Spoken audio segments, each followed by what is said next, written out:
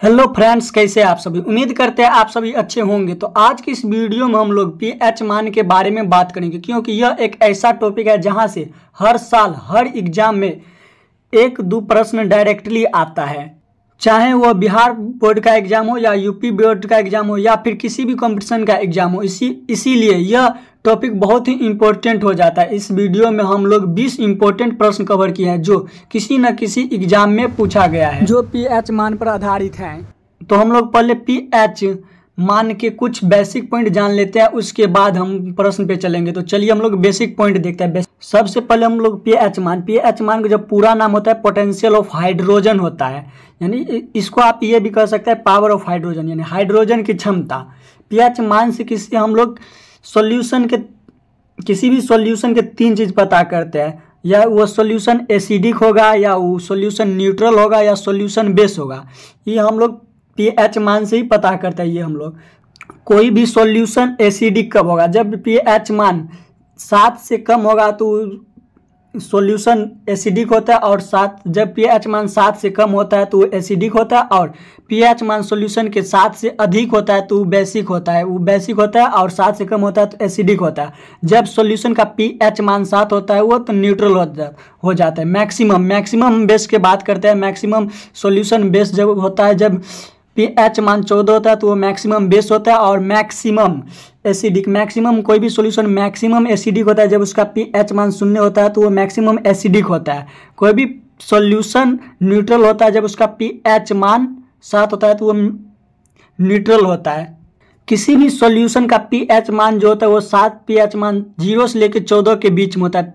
Solution का जो pH मान होता है 0 से लेकर 14 के बीच में होता है। यदि सॉल्यूशन का पीएच मान 7 के बराबर होगा तो न्यूट्रल होता है, उदासीन होता है। तटस्थ का आप उदासीन भी बोल सकते हैं। पीएच मान, यदि सॉल्यूशन का पीएच मान 7 के बराबर होता है तो वो न्यूट्रल होता है, और 7 से कम होता है, 7 से पीएच मान कम होता है तो वो अम्लीय होता है, एसिडिक होता है। और 7 से अधिक, जब किसी भी सॉल्यूशन का पीएच मान 7 से अधिक हो जाता है तो वो क्षारीय होता है। Potential of hydrogen, pH potential of hydrogen किसी विलयन की अम्लता या क्षारीयता को मापने की इकाई होता है। पीएच जो होता है वो किसी भी सॉल्यूशन के एसिडिक और बेसिक मेजरमेंट करने का इकाई होता है। पोटेंशियल ऑफ हाइड्रोजन के जो खोज करता है पीटर लॉरिटजन और सोरेंस,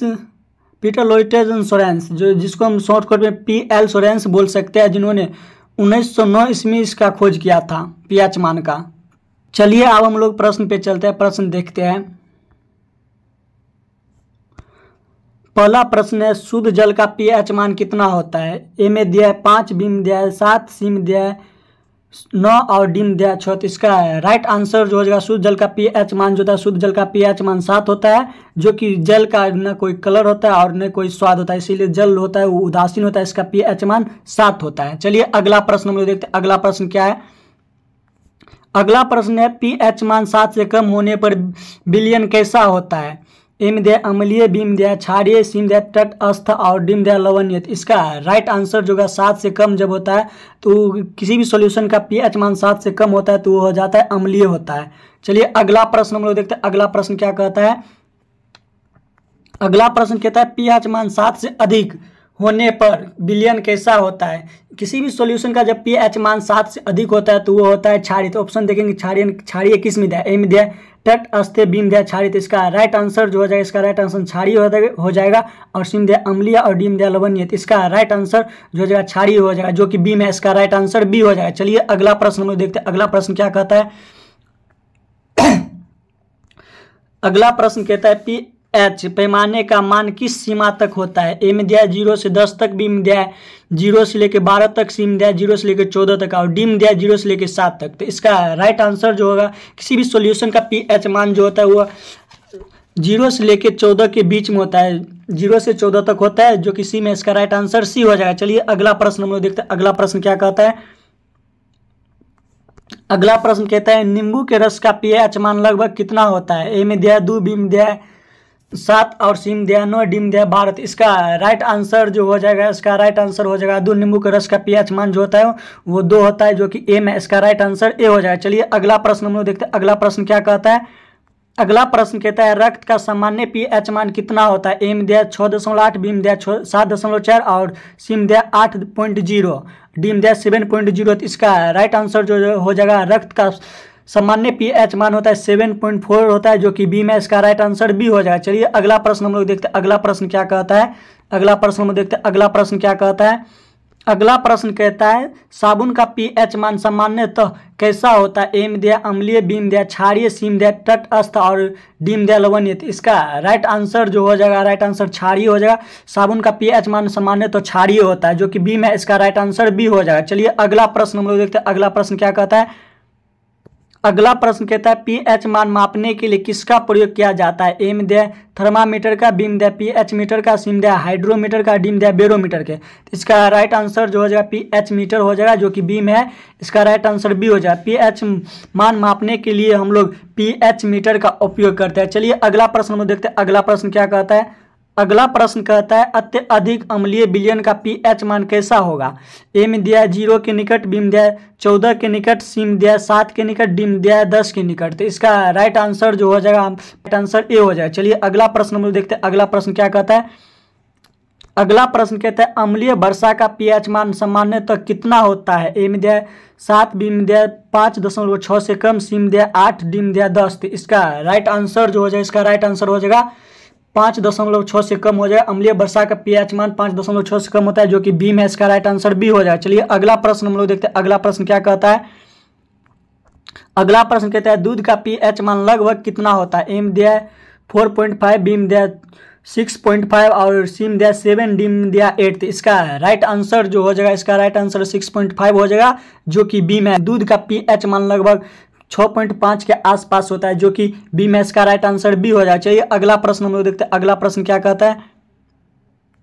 अगला प्रश्न कहता है लार का पीएच मान सामान्यतः कैसा होता है। ए में दिया 6.8, बी में दिया 2.0 और सी में दिया 8.5 और डी में दिया 5.0। तो इसका राइट आंसर जो हो जाएगा इसका राइट आंसर हो जाएगा इसका राइट आंसर हो जाएगा 6.8 हो जाएगा, जो कि ए में इसका राइट आंसर ए हो जाएगा। चलिए अगला प्रश्न हम लोग देखते हैं अगला प्रश्न क्या कहता है। अगला प्रश्न कहता है समुद्री जल का पीएच मान लगभग कितना होता है। ए में दिया 6, बी में दिया 7 और सी में दिया 8 और डी में दिया 5। तो इसका राइट आंसर जो हो जाएगा इसका राइट आंसर 8 हो जाएगा, जो कि सी में इसका राइट आंसर सी हो जाएगा। चलिए अगला प्रश्न हम लोग देखते हैं अगला प्रश्न क्या कहता है।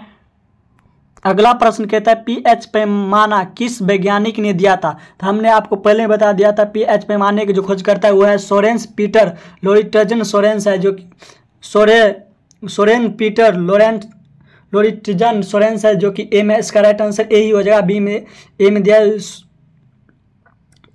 पीएच पैमाने किस वैज्ञानिक ने दिया था। तो हमने आपको पहले ही बता दिए थे पीएच के जो खोज करता है वो है सोरेन पीटर ओरिटजन सोरेंस है, जो कि ए में दिया इसका राइट आंसर ए ही हो जाएगा। बी में दिया रॉबर्ट बॉयल ये नहीं होगा, और सी में दिया अंतोन लोवेल्जर्स ये नहीं होगा, और डी में दिया डिमित्री मेंडलीव ये भी नहीं होगा। तो इसका राइट आंसर ए हो जाएगा। चलिए अगला प्रश्न हम लोग देखते हैं अगला प्रश्न क्या कहता है। अगला प्रश्न कहता है हाइड्रोक्लोरिक अम्ल का पीएच मान लगभग कितना होता है।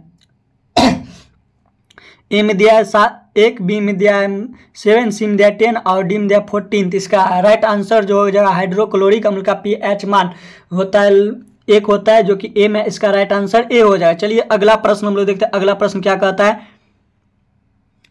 अगला प्रश्न कहता है कमजोर क्षार का पीएच मान सामान्यतः किस सीमा में होता है। ए में दिया है 1 से लेके 3 में, और बी में दिया है 4 से लेके 6 तक, और सी में दिया 8 से 10 तक, और डी में दिया है 12 से 14 तक। तो इसका राइट आंसर जो हो जाएगा कमजोर क्षार का पीएच मान होता है लगभग होता है 8 से लेके 10 के बीच में होता है, जो कि सी में इसका राइट आंसर सी हो जाएगा। चलिए अगला प्रश्न में देखते हैं अगला प्रश्न क्या कहता है। अगला प्रश्न कहता है टमाटर का पीएच मान लगभग कितना होता है। ए में दिया है 3.5 से 4.5 तक, बी में दिया है 5.5 से 6.5 तक, और सी में दिया है 7, डी में दिया है 9। तो इसका राइट आंसर जो हो जाएगा इसका राइट आंसर हो जाएगा 3.5 से 4.5 तक हो जाएगा, जो कि ए में इसका राइट आंसर ए हो जाएगा। चलिए अगला प्रश्न हम लोग देखते हैं अगला प्रश्न क्या कहता है। अगला प्रश्न कहता है पीएच मान 14 किस प्रकार के विलयन को दर्शाता है। ए में दिया अत्यधिक अम्लीय को, बी में दिया अत्यधिक क्षारीय को, और सी में दिया तटस्थ का, और डी में दिया लवणीय। तो इसका राइट आंसर पहले ही आपको बता दिए थे कि 14 पे कोई भी सॉल्यूशन का जो पीएच मान होता है वो अत्यधिक क्षारीय होता है। तो 14 किस प्रकार के विलयन को दर्शाता है? 14 पीएच मान जो दर्शाता है वो अत्यधिक क्षारीय को दर्शाता है, जो कि बी में इसका राइट आंसर बी हो जाएगा। चलिए अगला प्रश्न को देखते हैं। अगला प्रश्न क्या कहता है? अगला प्रश्न कहता है बैटरी एसिड का पीएच मान लगभग कितना होता है? ए में दिया है 0.8, बी में दिया है 4, सी में दिया है 7, डी में दिया है 12। तो इसका राइट आंसर जो हो जाएगा इसका राइट आंसर हो जाएगा बैटरी का एसिड का पीएच मान लगभग 0.8 के आसपास होता है, जो कि ए में इसका राइट आंसर ए हो जाएगा। चलिए अगला प्रश्न में देखते हैं। अगला प्रश्न क्या है? अगला प्रश्न है पीएच मान का पूर्ण रूप क्या है?